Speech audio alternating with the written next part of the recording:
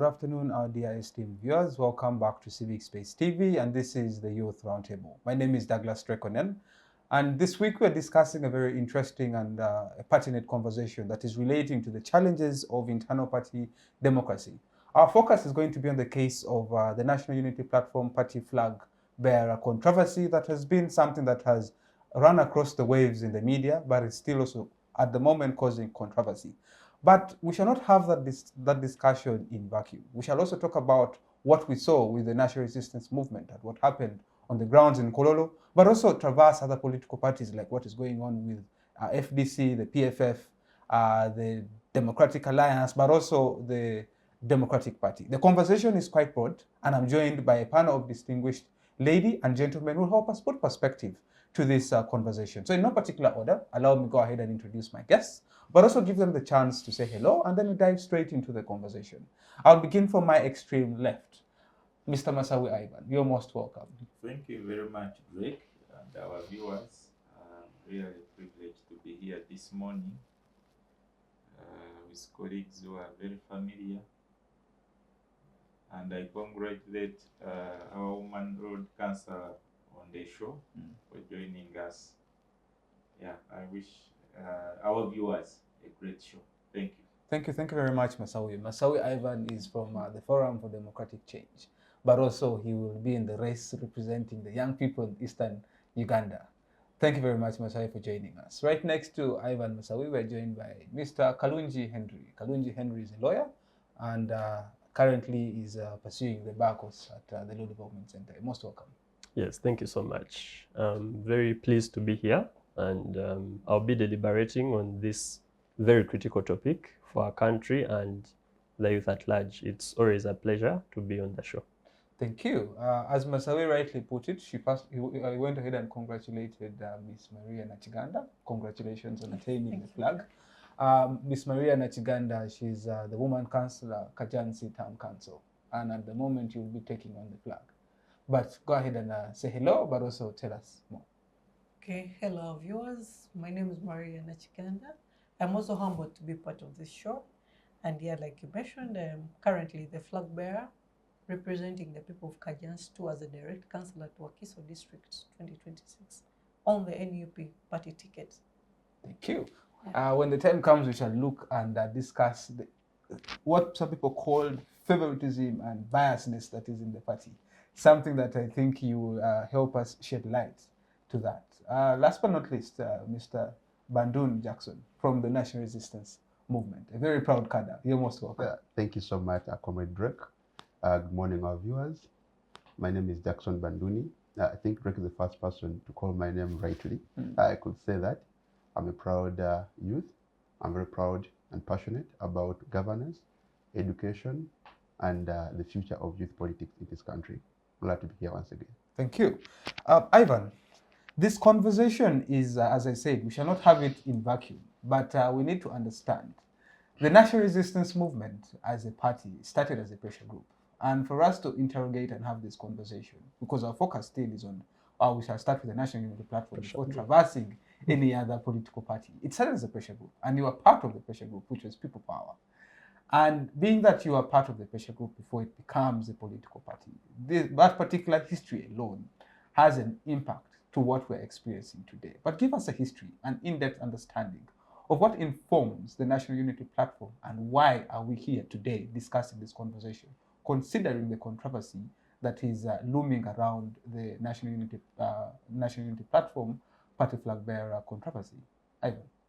Yes, Drake, political parties and the Political Parties and the Organizations Act 2005 amended 2015, and then this year public entities that are registered, that are fed with taxpayers' money, and Ugandans have a right to express themselves via any political party of their choice. Before going deep on the National Unity Platform issue, parties have constitutions on how they deal with their affairs. And what I can say, the reflection of internal democracies in the parties also show the bigger reflection of the national democracies. That in NRM you need to use money, you need to use the military and beat up some people and bribe some people and carry delegates and go and hide them somewhere.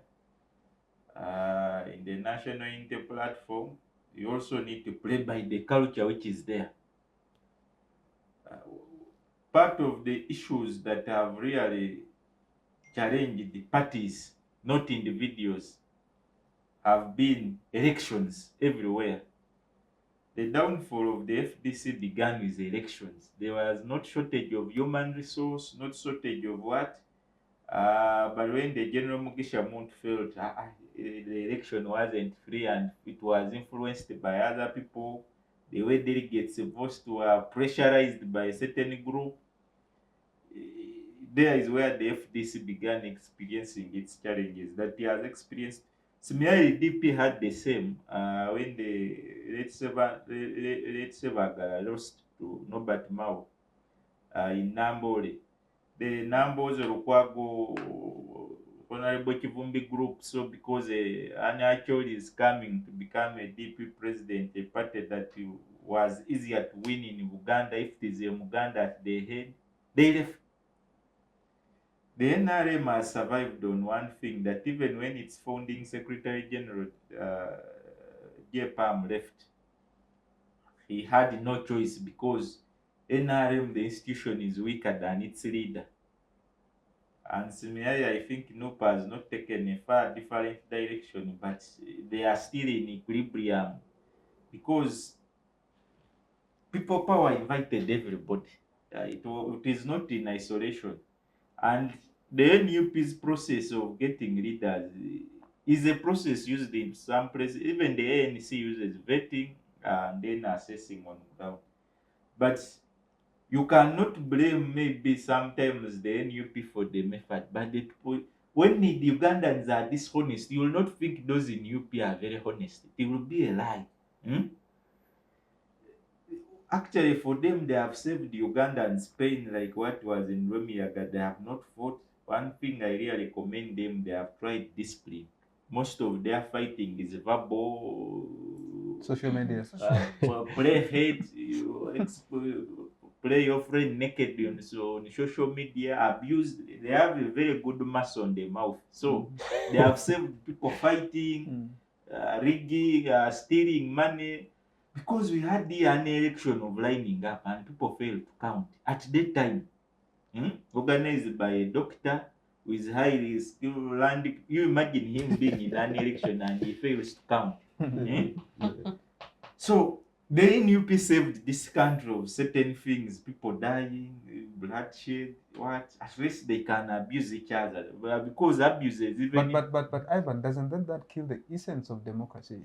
I have told you, our democracy from the time of establishment, you will go and review our constitution since 94, since you have a constitutional regime now here at CCG. The founding principles of how parties were dealt with in the 1994 CA by Benjamin Odochi Commission. And you know that the entire Musevenism in political parties was never to see that political parties are there to grow individuals and grow leaders, but were there to be used as vehicles. I want you to show me a political party where someone has gone to join to say he will pay the party, he can't leave to another party because he completely believes in its values, in its principles, in its ideology. Most of these people are abusing themselves all kinds of words for the NUP flag. They are looking for jobs, and in some councils which are not KCCA, the allowances are around 200,000 a month. But people have abused themselves. What? Because politics has been made to look an attractive venture. Where people are buying cards expensively, it's not they are going to serve. This country has 3.3 million leaders. With all the problems we have. But why people struggle for this post is not that they are going to do anything different. What? People just 80% of the councillors NUP gave the flag last time for KCCA.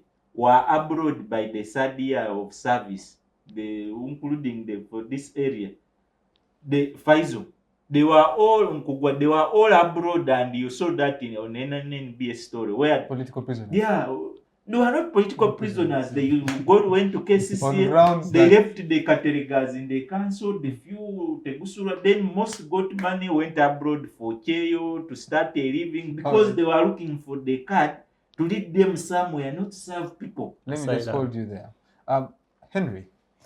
From the perspective that we get from Masawi, it is quite broad. There are challenges that are already intricate to most political parties in this country, and NUP is not prone to those challenges. Yes. He has highlighted challenges that are even in the national resistance movement itself. Even when they went ahead and organized its delegates conference, we saw the violence that was in. They have no youth leadership, and they are here. We saw the violence that marred the process. We saw the irregularities. Let us get your perspective of the challenges that are affecting the internal democratic processes of these political parties. Is it something that we have culminated over time? Have we groomed it? Thank you very much for that question. But I would like to give it a broader perspective of how these political parties come about.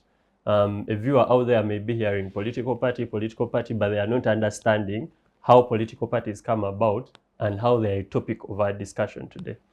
So first and foremost, upon promulgation of our constitution, the 1995 constitution, it established that in Article 2, that power belongs to the people. Then the constitution, furthermore, in Article 28, says you have a freedom to associate. You have a freedom to associate in any political party, in any what. Then Article 70, from 70 to about 75, then prescribes how this political party will come about. So it establishes that a political party should be national or have a national character. You cannot have a political party that is for, let me say, women only, men only, Baganda only, Acholi only. So a political party must have a national character. After that, in about Article 205, they prescribe that these political parties shall be financed by the government. So they are financed by the government, and you cannot have a political party that is entirely financed by foreign regimes. Then in Article 71, they established the Electoral Commission and give it a core mandate of managing political parties. Yeah. So for a political party to be set up, one, like Masawi emphasized under the 2005 Act, that has undergone a lot of amendments. Actually, it started from 2002. It's the most amended statute that we have currently. So in that statute, they established that first and foremost, for a political party to be registered, copies of their constitution must be provided. So that the Political Parties Act also emphasizes that a political party is a body corporate. So political parties are the only corporate bodies that are not incorporated under the Companies Act. So their form of incorporation is registration. So by registering the political party with the Electoral Commission, it gains its status of a political party being different from its members. Now, under legal perspectives, we have artificial persons and natural persons. So political parties then become artificial persons. Yeah. But these artificial persons have organs under which they act or operate. So like a company, it operates with its shareholders. Now a political party operates through its members. Now these members will determine how the political party works. They will determine this is how we shall elect our leaders, this is how we shall collect our money, but all that they do must be in line with the Constitution. So in our country, then we have a very big dilemma. Why? First and foremost, the current state we are in is established after a lot of war, a lot of fight. Uganda is a country that only has about 50 or 60 years, but it has undergone, actually 50 years, but it has undergone a lot of violence. So, and the violent nature in our country's establishment does not cease to exist upon having this state. So Ugandans are inherently violent, even though we are having these laws. So political party activities now become a do or die. Where are you portraying as a violent? We are. We are generally. Say we have characters who are violent. We are generally violent. You cannot particularly single out any character that is not entirely free from violence. There is no political party that is free from violence. Common man's party. Common man's party is. I do not want to make a statement. I do not want to make statements about those political parties because it might limit my business or engagement with them in the future. Yeah. But so the problem I see we are having is not about the violence or the problems in the activities of the parties. I think the problem is about the reception of something. Because in politics, there will always be a winner and there will always be a loser. So despite how the election is conducted, if at all we leave other factors constant, we say everything was fair, there was no bribery and everything, there will still be a winner and a loser. Now the problem happens with how the loser reacts and how the winner reacts. When some people win these positions, they become proud. And now the person that has lost takes it upon themselves to now get angry. So you start hearing things that come about it. Even when corruption might not exist in some circumstances, corruption will be perceived to exist. Why? Our country has been tuned to believe that everything to happen, corruption must exist. Before you proceed, I would like to commend NUP. If you're to observe how they are handling their issues, especially, I think they are trying to go to improve their image from the grassroots. If you're to observe the people that are having their cards, even at councillor level, you would see people having degrees, you would see people educated, you see they have tried to give the young people. Now the problem will be on the process. Which process did they follow to give those people? Then you're like, okay, that is the process. And when you look at their constitution, if you're to look at the legal regime, the constitution that they have registered provides for those activities. If you're to look at people that say, oh, let's now go for voting and the like, you also have problems. And now they start to say the vote will be conducted during the day and you line up. Some individual can argue that that is against the principles of democracy and voting because the vote should be by secret ballot. So some individual will be like, no, this is bad because someone will bribe and they will effectively monitor how their bribers work. Because at the end of the day, you can have photos of people that lined up for you and those that didn't. Now, what does that create? That creates a lot of enmity and anger in the party. And in the helm that they're arguing for transparency, but the transparency is monetarily backed. Because why would you argue that if for me to be voted for, I must see that you voted for me? It's a bit threatening. Yes, so something that I get in your submission that highlights challenges relating to what the internal democracies of political parties are experiencing are two things. Yes. One, it relates to the issue of reception. Yes. That how do people in the political parties that make the political party be a political party because it's the members that give it its vibe. Yes. If I may use that word. And the idea that oftentimes we have terrible losers that don't want to exist oftentimes creates the challenges that we're experiencing in these internal democratic processes. But something that you tie to that is the monetization in the process. That what we saw with the NRM, of course, all of us know the likes of Honorable Kadaga, Chris Peremos were complaining about people using money to buy voters. And something that we succinctly, all of us vividly saw happening in Kololo. So your argument anchors on those two grounds. After a very wonderful submission regarding to how political parties operate, your challenges emanate from the reception and the idea that this reception is going to be tied upon with monetization of politics, something that I'll come back to later to interrogate it further. But allow me get to Maria. A question that most viewers out there will be wondering: how does NUP do it? Because we know your values anchors on the issue of change, that we are pushing for change. And various people have been commenting that the process in NUP has been tied with favoritism. The process in NUP has been tied with a lot of Nepotism. Nepotism, that they seem not to give democracy a chance. Democracy is something that your party is vouching for or preaching, that we need change. And yet, internally, you are not giving people the chance to vote for the flag bearer. So help us understand, what is the process in the National Unity Platform, and what is the justification to go with the option that you are going to tell us? Well, we ought to agree that NUP is a young party. It's only, it barely started last general elections. Yes. And You inherited it from Chibalama. Chibalama.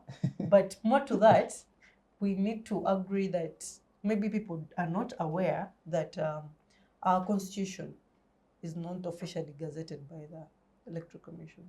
You have the Yeah, they have the first, the Chibalama constitution. They've been Yes. doing different drafts. You know, when you present it, it's printed in the Gazette, and I think for the last time it was someone filed lawsuits in court, so the EC paused the process. Yeah, so it's not officially gazetted, and as members, we are in a political party, and we are expected to abide by the guiding principles, because you will not tell us that once the system fails to favor you, you become discomfortable with the democracy within the system.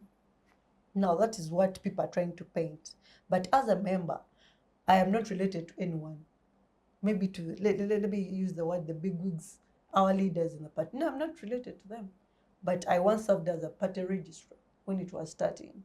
So the moment we transitioned, we had people who came into power in the past regime, and there were a lot of electoral areas. People need to also know that there are so many positions available for people to contest, which is not the case now. We realized that various areas were merged, reducing the number of legislators to go to those various areas. That is not the doing of NUP. It's out of our control. So, back to how people get these party tickets. As a member, I'll speak from my perspective. I come from Kajjansi, Wakiso, that's almost Kampala. It's not almost, it is Kampala Metropolitan. So, we are expected to express our interests. You will find that on a position, you're over 6 people, but there can only be one flag bearer. So, but the party, like I said, has it has some structures. There may not be. And what are those structures? That's what I want to break down for you. That they may not be guided by the constitution because it was not gazetted properly. But there's no party that can exist without grassroots structures. So we have those mobilization task forces that are locally known as Kunga. In Luganda, Kunga is mobilization, to transfer it to English.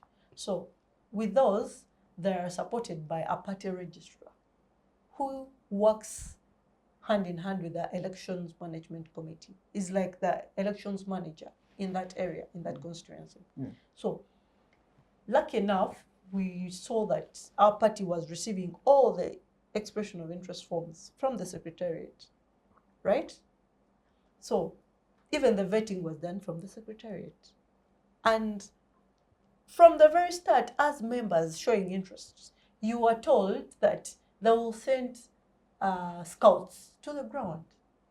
And automatically, I cannot be a scout and come to consult you, Maria, a candidate. So who determines these scouts, and what criteria do these scouts use to identify that this is a particular candidate that we must go for? You already expressed your interest, so they know the candidates vying for that particular position. So as a party, you ought to recognize the fact that a party can maybe employ a company. Let's try to relate it to people doing research. You know, you can individually not go to the field and get people to help you collect that data. So in a nutshell, you have this so-called Kunga, the task force that is set up Yeah. to help with At ground level. ground level with mobilization. Yeah. Then there are scouts that are sent on ground to identify who is the stronger force. Yes. So now my issue is, on what grounds do these scouts, what do they report on and say, okay, we have gone on ground, we have identified Masawi Ivan, Kalunji Henry, and Jackson and Maria. Out of these 4 individuals, this is the best person. Is it word of mouth? Do they ask people various questions? How? Because the sample space seems to be somewhat limited to the constituency that is involved in the process.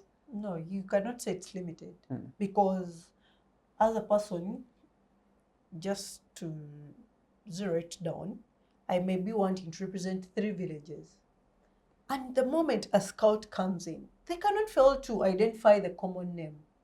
So if you're that person with poor mobilization, who has not really campaigned or solicited for the support, you automatically can't come up in a discussion. One final question. When you're looking at the scouts, Sure. Do the candidates know the scouts that are going to be sent on ground? You cannot know because you'll antagonize the process. We are looking at people who we don't want to. I don't bring up the topic of bribes and monetization, but once you're a scout and you approach me as an contestant, I'll automatically want to buy you out so that you present results in my favor. But that is not the case.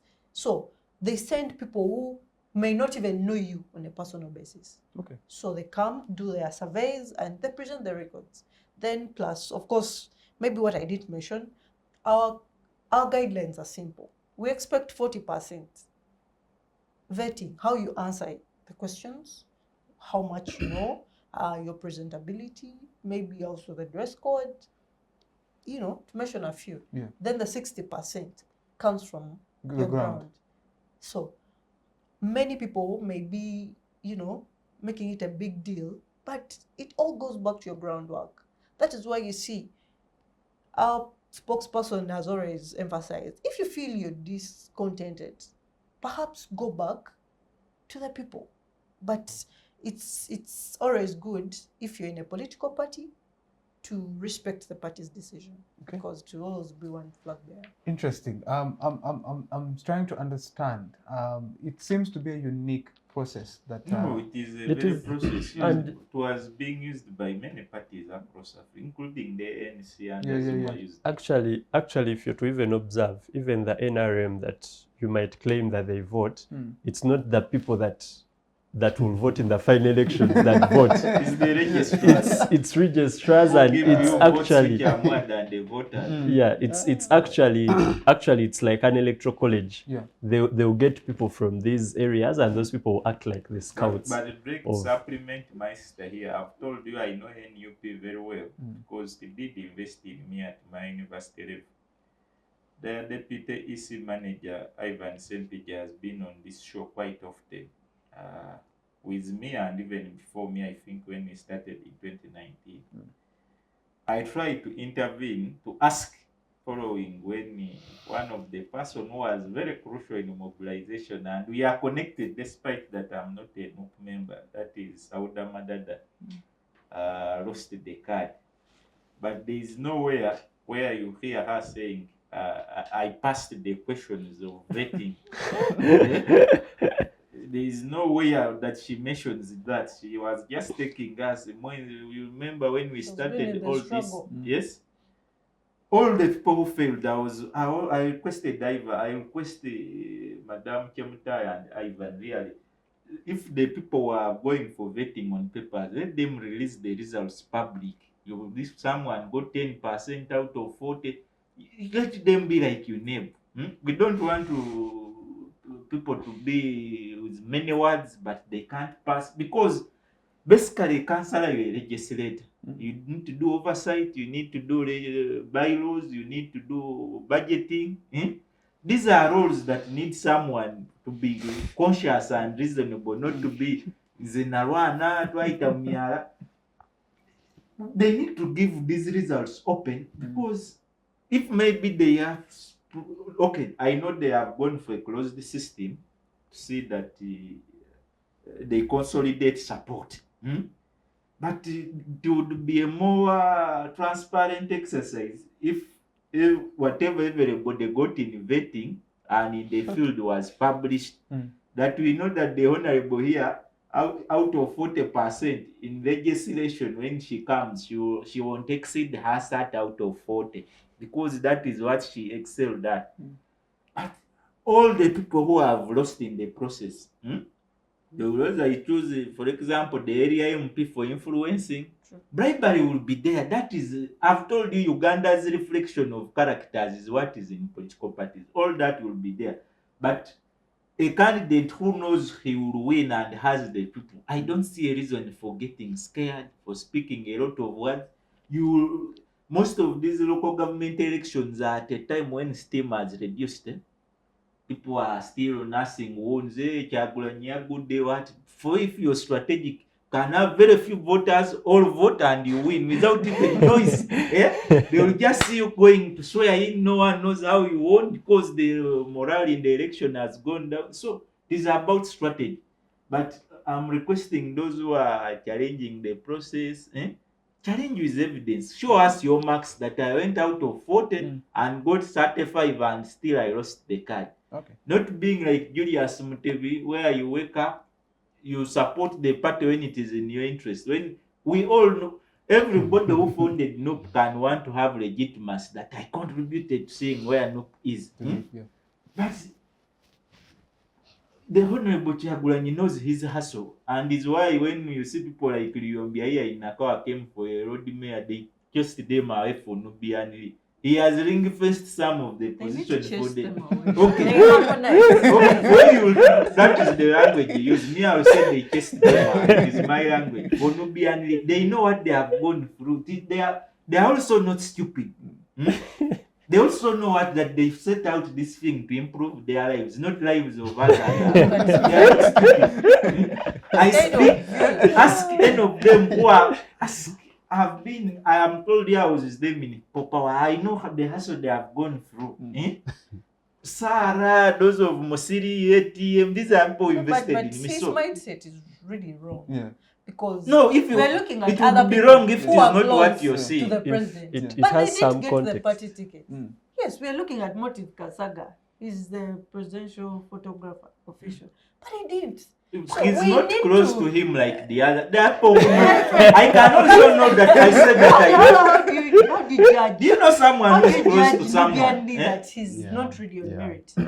Have you had the chance to really interact with him? No, I He's said an Lyombia was exceptional kicked person. out without He going to wasn't kicked vetting. out. They harmonized. And Okay, now you they use realized the that word when- harmonized. Me, I'm using my own words because I sit in Nakawa, I work from Nakawa. These Alright. are But there I was know also very Paul well. Mugambe. He was still vying for the party No, ticket. I've told you there are people who are in this system because they sacrificed a lot and they are worth it. I'm not saying Nubian is not worth, but with anyway, there would be no way Nubian would be kicked out for someone else. All right. Let me just stop you there and bring in Jackson. Jackson, the National Resistance Movement.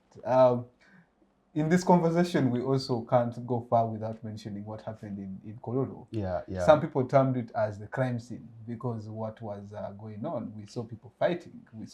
We saw ministers complaining that the process was still marred with irregularities. All these are challenges that are now, even the National Resistance Movement we thought was immune, is no longer immune. There are also challenges that are affecting your party. Please. Yeah, thank you so much. For us in the NRM, we do not hold conversations without actually giving you a reflection of the past. Please. I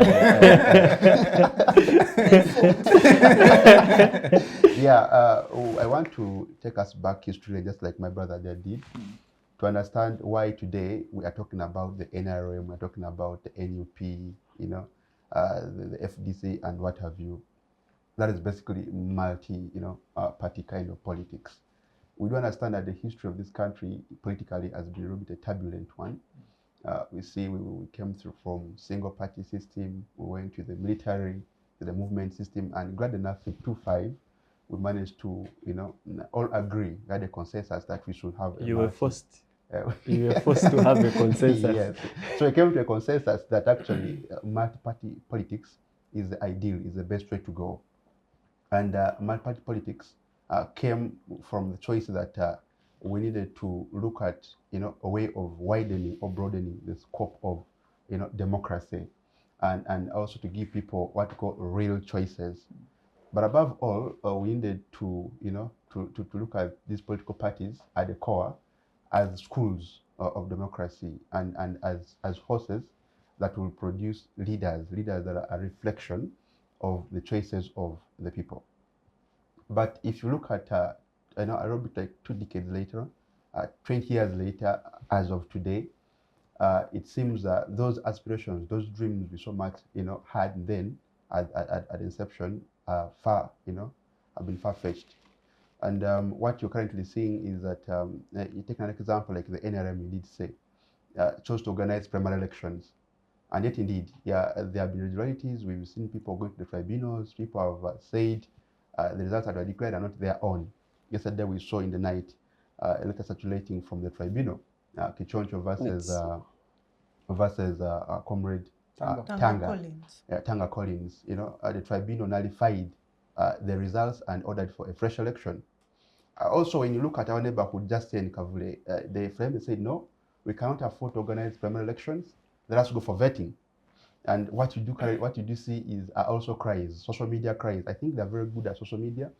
And what you see are crying, people are crying, and they're contesting that. They're contesting. When you're in opposition, you have no power. You can only cry. What do you have? Yeah. No money, no one. Yes. But even in NRM, there's crying. So you can see. My question is not about whether it's opposition or the ruling party whatsoever. My question is that even those who say that we're not in power, let us organize vetting. The vetting has got irregularities in itself. The contestants are questioning the eligibility. They're questioning, the transparency in the process. Probably whoever has lost from the vetting questions the criterion that was used. The question, for example, someone was saying, we need results. What did you based on to score me in negatives, and a lot more. So the question you have at hand is very broad. The question is that the political parties in itself have not achieved the intended goals. And what then needs to be done? The biggest challenge people are facing, or alleging, is that there's a question of lack of inclusion. Some are saying it's about taking corner who. So actually, political parties have lost the core goal of being oriented on the center of ideology. Political parties are now running on the grounds of taking corner who, patronage. Others, personalities are overshadowing the political parties themselves. They have overridden ideology. So it's about who is well placed, who is well connected, who has the the best alliances here and there. That is why one may say, Comrade Nubian Lee was negotiated so and so in favor of that and the other. And one may say, I was kicked out because so and so is close to so and so.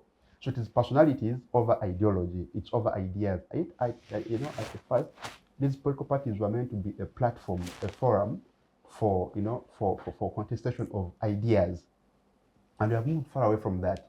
So, and if that is to happen, and that actually, as a young leader, it saddens my heart, because that alone will mean that the young people who don't have the money, who may not be well positioned, are going to be excluded from the process. I'm very glad my sister here got a chance to be on the table, and she got the card. But when many young people there who are not well positioned are facing these challenges, not only in the NUP, not only in the NRM, across political parties. And for me, that in itself was going to breed apathy. It's going to breed apathy, and people are going to, run away from the process. They'll be like, I can't engage because I'm not well known. I don't have the money. I don't have, to patronize. So it's not a question of whether it's NRM or NUP. It's a bigger challenge. We need to get back. For the change we want to see, today or tomorrow, we expect the current political parties, any of them, to be in power. And if we do fail internally to practice fairness, transparency, and accountability at a structural institutional level, it means as a country we are really doomed. That is my biggest challenge. So we need to do deep cleaning at institutional levels. At the NRM, we are doing that. We have functional tribunals. That's why you can see that even when Dr. Tanga Odoi managed to declare the son, a tribunal, the tribunal ruled and said, no, this time around you should step aside. That was, inconsistent here and there. So what we need to do, we need to strengthen conflict resolution mechanisms within our parties. This is very wrong. The Baganda were saying that akubo uwe, akuba akolati, aumba. I'm not a very good Luganda speaker, but I can try to say that.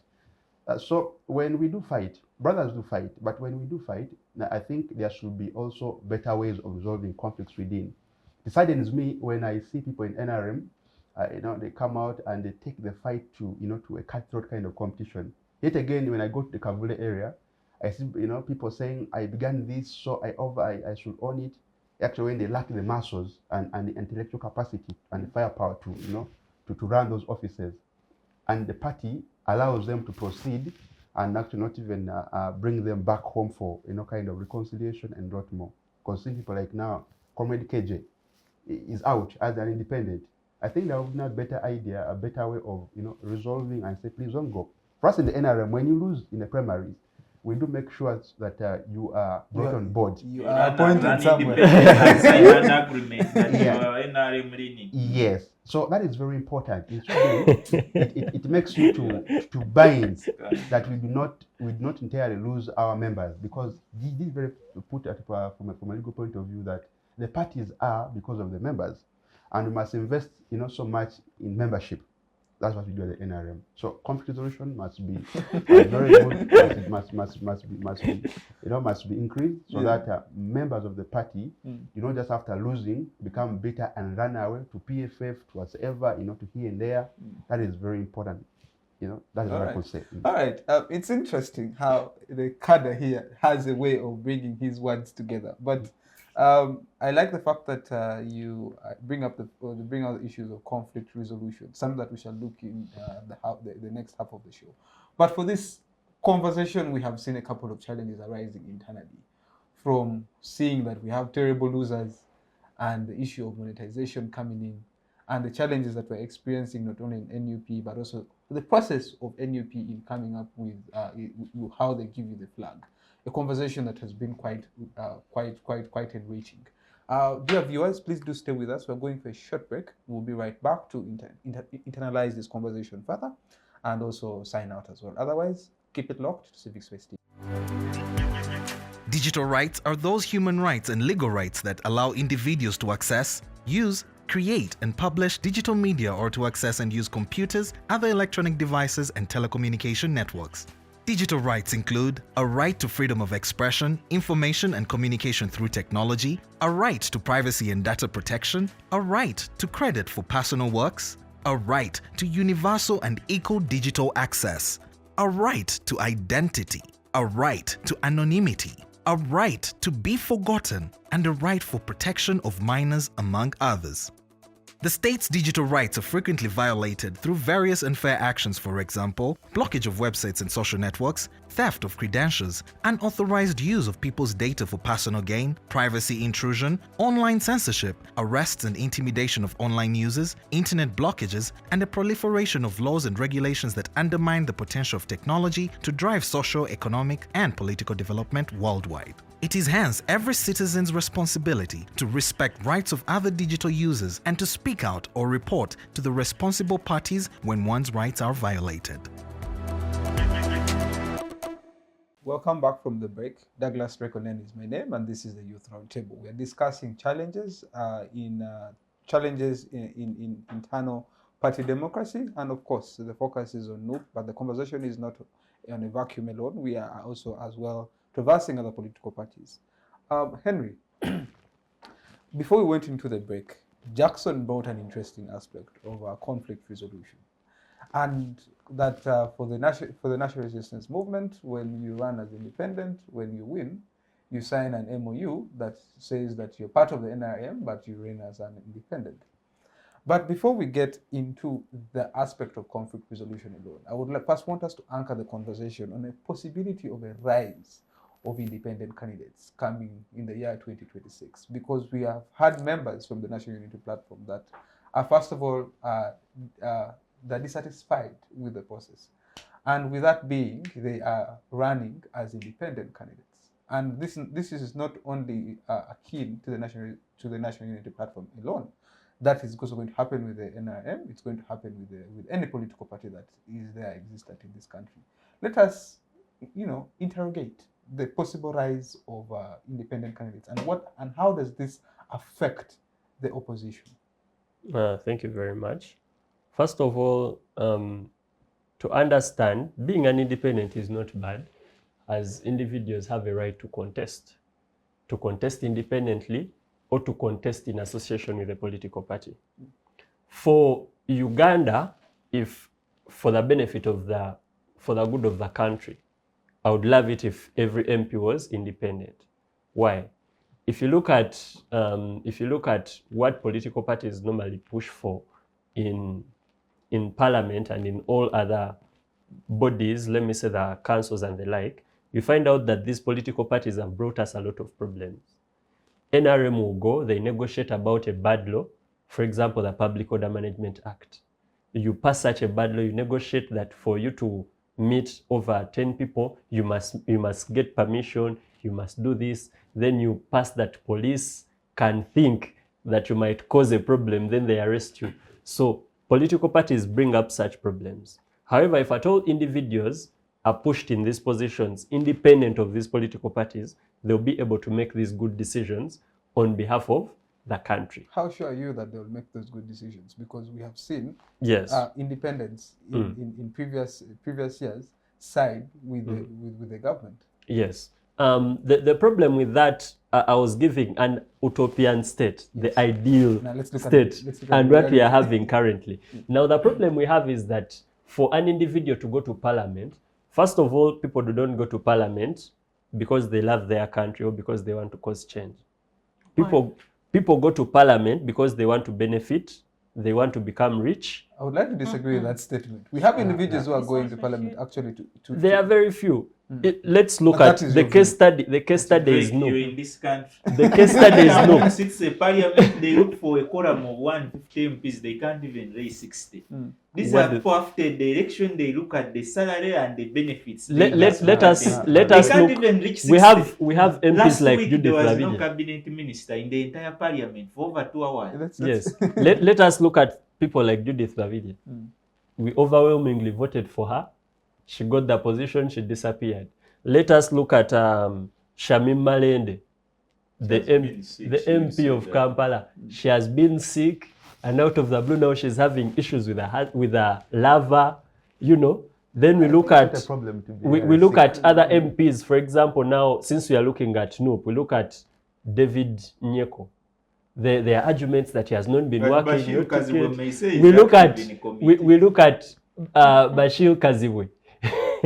He entered, so you can't categorically say that these MPs, when they enter this parliament, they are working for the national interest. The national interest is a by the way. Now, for the political parties, because they have their ideas or they have what they want to put forward, for example, the National Resistance Movement, NUP wants to legislate laws that favor the establishment, that favor, I can't say that favor NRM, that favor Museveni. Because the moment Museveni collapses, NRM is non-existent. He mentioned the issue of political parties being affiliated with personalities. Yes. Yeah. Now, actually, the problem we have with Uganda's laws and Uganda's existence is that we do a lot of copy and paste. We be like, okay, this country is doing multi-party, let us do multi-party. We be like, oh, this country has passed the law of copyright, let us pass the law. And that is the problem. Without ascertaining the institutions around that actually implement those laws. So, with Uganda's problem, they start with colonialism. What was the system of governance that we had? We had a system of governance that had kingship. We have a king, we have someone that is supreme. Now, we be like, okay, let's copy and paste and bring in multi-party. Every political party has their king. So, the system that we have, we try to put it back at this level. We be like, okay, before, how was succession done? The oldest son would take over the fathers. Now you see NRM, they are trying to bring that in place. So, my issue is, the multi-party democracy system that we have in Uganda is not beneficial to the interests of Ugandans. And that is why you see the Ugandans try to go back to their primitive nature, I'm sorry to call it primitive, to go back to their original nature of we need someone that is ahead of all of us, but this person is supreme and the like. And that is where the problem comes in. It would, if multi-party democracy had been introduced in 2025, currently and not 2005, it would serve its benefits. Why? On the introduction of multi-party democracy, we find out that the first thing we do before we even bring in multi-party, we first make sure the constitution does not have term limits. Before you bring in multi-party, are you seeing the problem with that? We bring in multi-party, the constitution says you will not run if you're above this age. We remove that. So we are just, we are in autopilot. We don't know where we are going, we are just moving. And for avoidance of doubt, there is no political party that can take over power through the democratic means, the opposition political party, even if every member of parliament was, which is a bit, which can't happen, to be, let me say, opposition. There is no way that opposition would overturn power. Yeah. So you cannot peacefully take power through the political means that have been established because the system does not permit it. Even if the system tried to permit it, those in power that have the right to make the laws will make sure that they strive for it and make it a bit non-existent. So we will have cadre MPs. After having cadre MPs, we'll be like, okay, the judiciary shall be appointed by the president and confirmed by parliament, of which the parliament is in the hands of the president. So at the end of the day, even if you lose, you cannot, even if you want conflict resolution, you cannot be sure that you can face the Chief Justice, make your legal arguments. The Chief Justice will be like, okay, you've said whatever you've said, but how is, let me say you say vote rigging, and you prove vote rigging in Kampala, you have a lot of evidence. First of all, the time is so small. You say that there was vote rigging in Kampala, you show this one bribed, this one did what, then they will start looking at the substantiality test. Now, the substantiality test has both qualitative and quantitative. They'll be like, okay, in quantitative, how much, let me say in Kampala, you've proven that they stole 1 million votes. So the judge will be like, okay, we have given you the 1 million vote. Are you winning? Are you seeing where the problem comes in? So you're like qualitative. You'll be like, the quality of the election was not good. Why? There was voter bribery, the Electoral Commission did this. They're like, okay, let us remove that. If at all everything was not done, would you still win? And that creates a problem. And that's why no one has ever challenged the presidential election. Because it is so hard for you. And successfully won. They have challenged? They have challenged, but they have not won. Yeah. Because it is so hard for you, if you prove vote rigging in Kampala, you'll have to prove it in every constituency for you to have a chance. And now that becomes difficult. And why do we have such a law? And actually that is, we are the only country that have that standard. Why do we have such a law? Because we want to preserve the status quo. And that's why the only people that successfully challenge elections and win are MPs, because the constituency is a bit small. You can easily prove that on all these polling stations, especially if at all the difference is like 30 votes. You'd be like, here, 100 people were differentiated. They didn't vote. So you prove that if that 100 had voted, somehow the 30 margin, you would have mark up. You'd have marked it up. Yeah. And and that is the same system that NRM was using in their tribunal. All right. Yeah. I'll come to it in a bit, but to supplement his submission. Okay. Yes, sure. You know, comrade, my counsel here is I disagree with him on the idea that he's challenging multi-party kind of politics. I do believe that multi-party politics in itself was not about multiplying the number of parties, political parties, but it was about multiplying choices, you know, for the people, based on the ideas and ideologies per se those parties do stand on.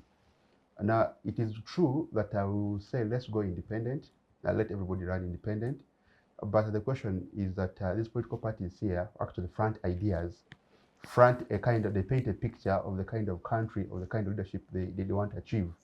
So if we're shedding this kind of picture, it becomes very hard for us to have kind of, you know, uniform goals if everybody comes with their own kind of picture.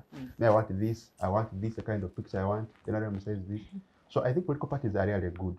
Where we go wrong It is that political parties, like I said earlier on, have been formed. Some have entirely been formed because people want to eat. People want to, benefit as individuals. It's a way of, employment whatsoever. But also too. But the question is, where does that problem emanate from? So that problem emanates one from human nature. Insatiable greed. Insatiable greed. People say, well, I'm not employed, so where is the best way to go?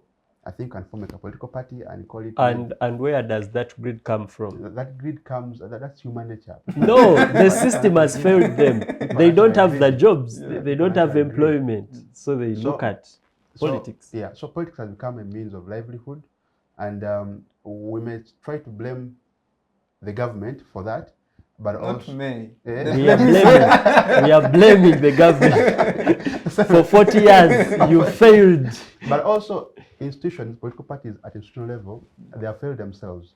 You may challenge NRM for having the numbers, but even then, look at NUP, look at FDC. They are torn apart. FDC has been torn apart into two, PFF and original FDC. So if we cannot unite at institutional levels, how can Ugandans be sure that when we give you power, you won't tear this country further apart?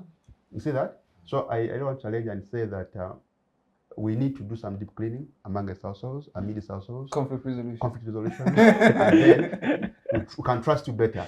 We can trust you better with this country. But if we don't do that, we don't have that kind of confidence. Interesting. I just like the discourse and the idea of conflict resolution that you bring.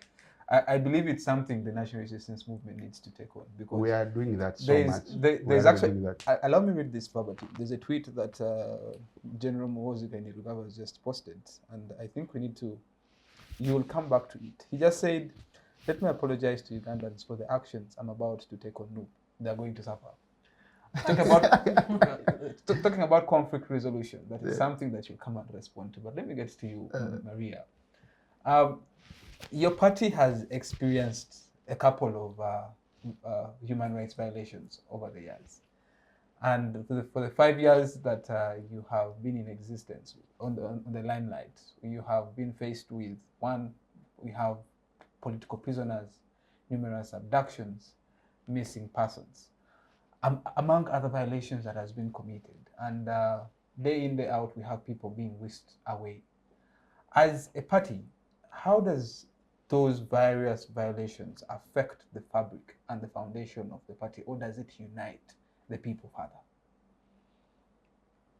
Well, it's quite absurd that these abductions are still ongoing, and the various political prisoners have been denied a fair hearing, a right to a fair hearing.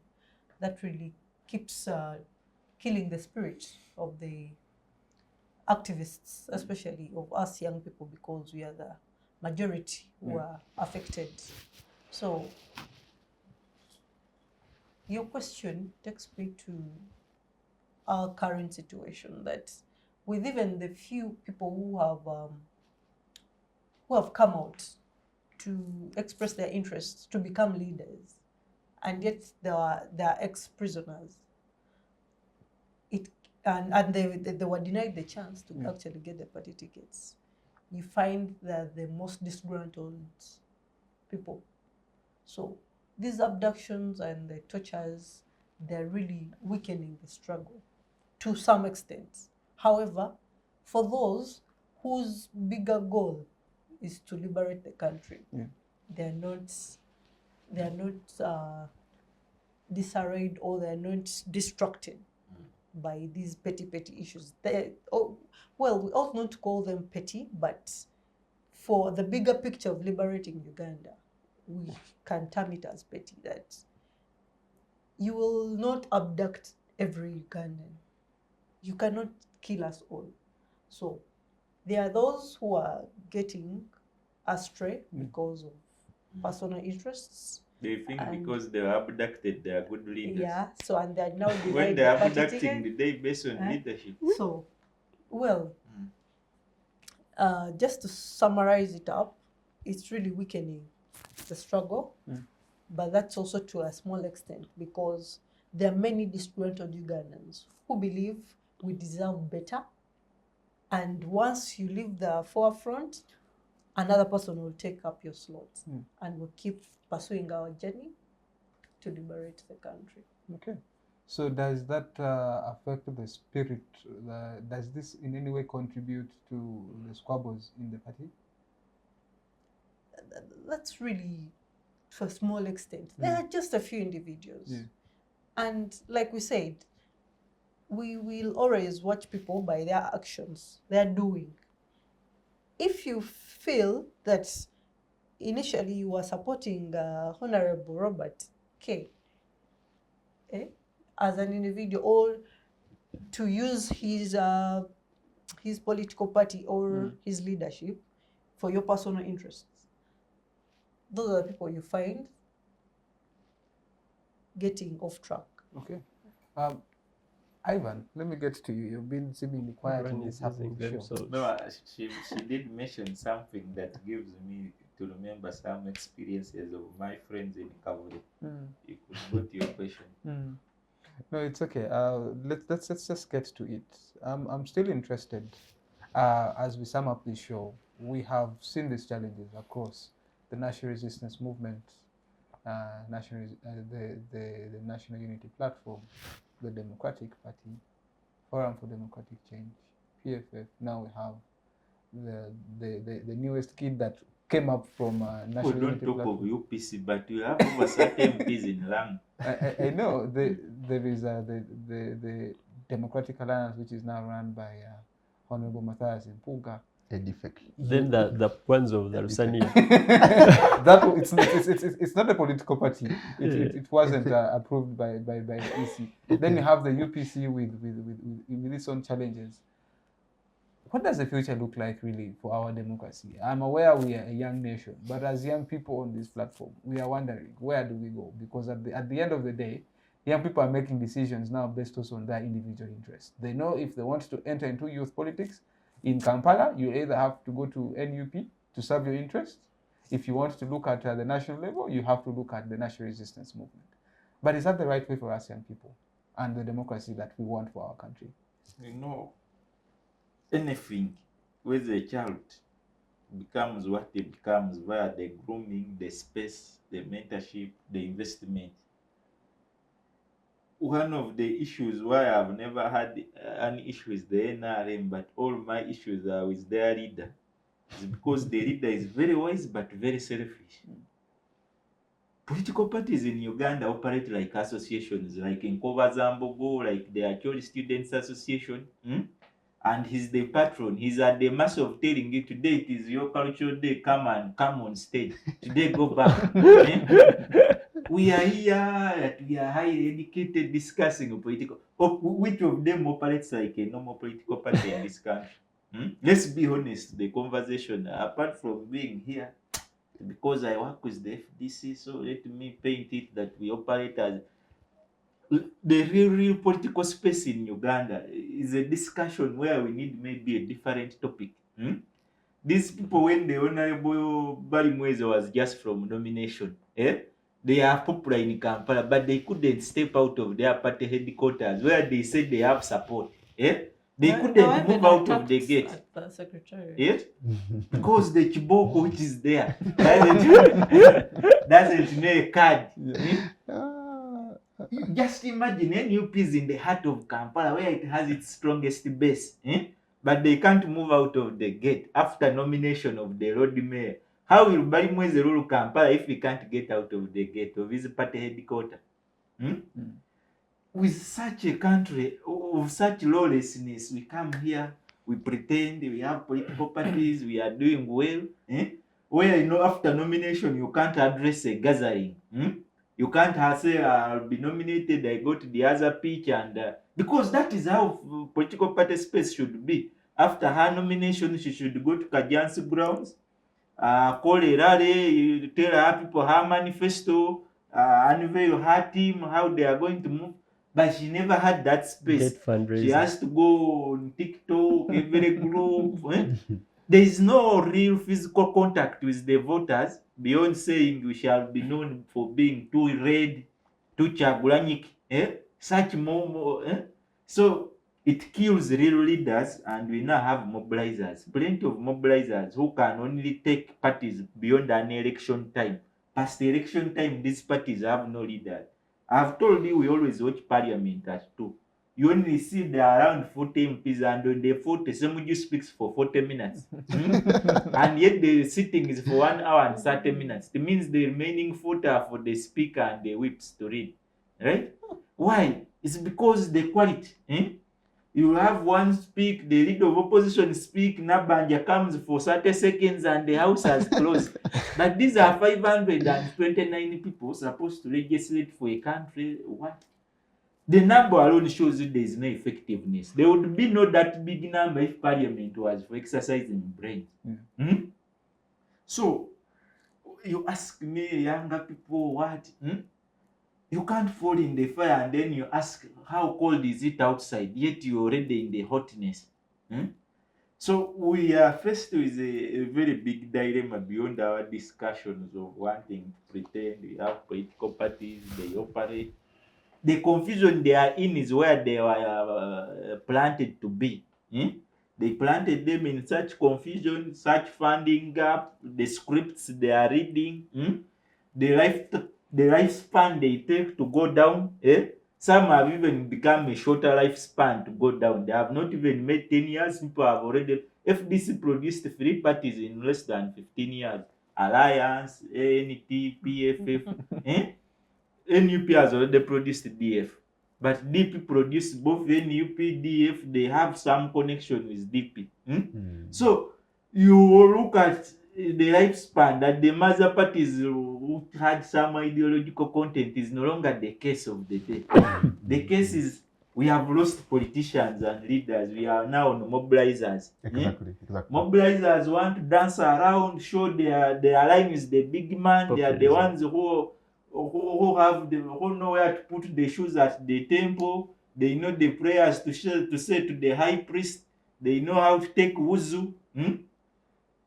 After election, mobilizers work are done. Is why you see people will change from party to party. You ask yourself, with the problems Uganda have, why would graduates be fighting for something of LC3 council of 200,000? It should be open maybe to other people who sit in the community day to day.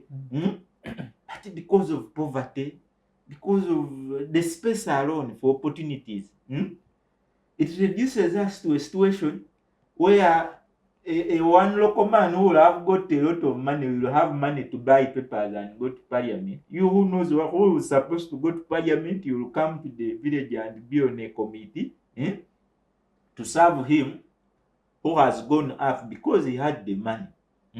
So the space of our political parties operate like associations. NUP and Nkova Zambogo are not different in operation. That now when we say Nkova Zambogo, you're not moving out of Makere, and they will notice the same thing that happened. You go for nomination and your road mayor is broke from in a city where it's going to be the road. He can't make any rally outside in a field or anywhere. The road mayors like Rukwago have no capacity to stop a wrong investment in the city where they have the structural plan passed by them, the development. So we come here to discuss. Those who know President Museveni laugh at us that these kids also seek attention. They want to be known that they spoke about politics. There is a lot. Yeah, we come here maybe sometimes that CCG exists. We also exist. We are good at making noise. Some of us, let's go and do what we do best. But we still have cancerous challenges to deal with. And one is not NRM, but President Museveni and his selfish friends. That you come here reading to tweets to scare people's hearts. That I'm sorry, the sun is busy causing people blood pressure. I'm going to deal with NUP. Arresting a man like Bobby Giant in a way that you want to demean people who follow him and people of his body size to think being in politics is a crime. You will be politics should be free, and parties should be the first avenues for protection of political rights and human rights should be political parties. But when parties are also fighting for human rights, parties are also fighting, we are being arrested. Parties should be a voice that says this is not going well, stop. But today our parties are the number one offenders. There's a corruption, the king thieves are in parties. There are even the vice chairmen of parties that they lead thieves. When you go to those who are mostly arrested are party members. The real sense of our politics is confusion. And as a sum up. So as I sum up, I want to appreciate you for bringing us to talk about our country. Whether it is naked or dressed is not our problem, but we face it all together. Besides that, I want to appreciate my colleagues for the show. It has really been, and I congratulate all those who have won in your parties, whether you use the money, sex, what, winning politics is like that. Once you've won, you've won. Whether you went to a witch doctor, you've won. So we congratulate you. We wish you the best ahead of 2026. Those who will petition, you can petition, but for you, you've won. That is it. Thank you. Thank you very much, Ivan. Henry, your concluding remarks. Thank you very much. In my conclusion, and like I posted on my Twitter a few months ago, that I will not be participating in the 2026 election, particularly on the ambits of voting or being voted, because I'll hire you for FDC. yeah, but I'll be available for petitions and all those other steps.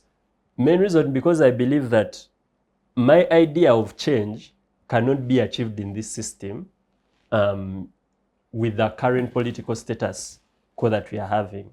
I do not believe that we can achieve real fundamental change through going to polls and voting. Olympic arms? I cannot make a statement onto that.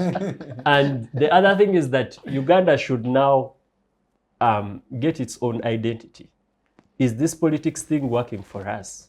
Is this NUP, FDC, NRM working for us? Is it what we want? Is it in the best interest of our country? I think we should have that discussion and we understand and we have a new national identity. I don't think it's too late. It is only President Museveni who has the power for that discussion. The rest we are consumers. Yes, and since we are the young people, or the present young people, we have a chance. We can have a chance to witness that.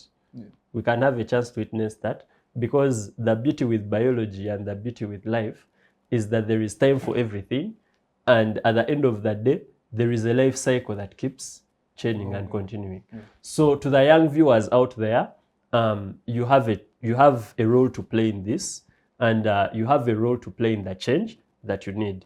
You're not the leader of tomorrow, you're the leader of today, and you have a chance, and it's your time to determine what you want for your future.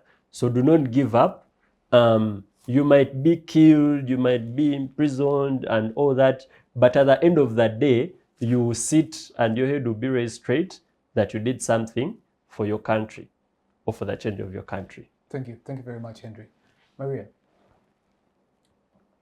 Well, my concluding remarks will be very brief. Only to share a piece of advice to all people who are disgruntled and feel maybe the way the party tickets were given out was really unfair, is that there can only be one flag bearer, and once the system fails to favor you, you'll always feel that it was really not fair. But we've really seen some good leaders who have emerged, yet they came as independent candidates. So maybe perhaps they have to try their luck. However, they should remember it makes them cease being members of those political parties. And as an individual, I want to differ with the earlier speakers that some of the reasons why we join these political parties is because of maybe their visions and their ideologies, and that it is quite hard for an individual to bear a manifesto.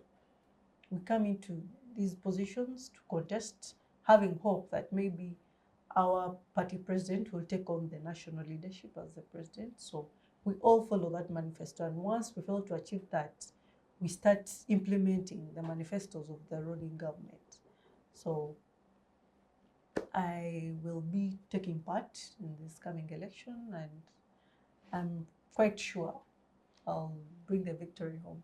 Thank you. And best Yeah, of luck. but for political reasons, there is no word called disgruntled. Just say who lost. There's no politics. We don't use disgruntled. We use win and lose. Thank you. Jackson. Yeah, I want to congratulate the NRM for successfully introducing multi-party politics. We opened up the spaces and we understand their weaknesses. In the spaces we opened, people are now political parties, the NUP, the DF, and a lot more.